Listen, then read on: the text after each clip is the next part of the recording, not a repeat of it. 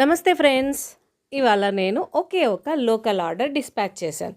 అది కూడా regular dosa batter మరియు వడ బ్యాటర్.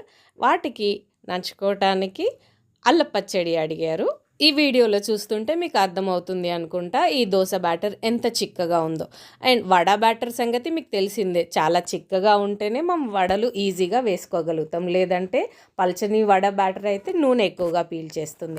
ఈ రెగ్యులర్ దోస బ్యాటర్లో నార్మల్ గుండు మినప్పప్పు మరియు నార్మల్ బియ్యం ఉపయోగించాను. అలాగే మెంతులు, నానబెట్టిన మెంతులు. వడ బ్యాటర్కి కూడా నార్మల్ గుండు మినపప్పే ఉపయోగించాను. ఈ రెండింట్లో ఉప్పు కలపలేదు. అలాగే కాపర్ ఇన్ఫ్యూజ్డ్ వాటర్తోనే గ్రైండ్ చేశాను. Regular dosa batter 100 rupees 1 KG, vada batter 160 rupees 1 KG. మీకు కూడా ఇలా హెల్దీ ఫ్రెష్ ఫుడ్ ప్రోడక్ట్స్ కావాలి అంటే పైన కనబడుతున్న ఈ నెంబర్కి కాల్ లేదా వాట్సాప్ చేయండి. Thanks for watching. బాయ్.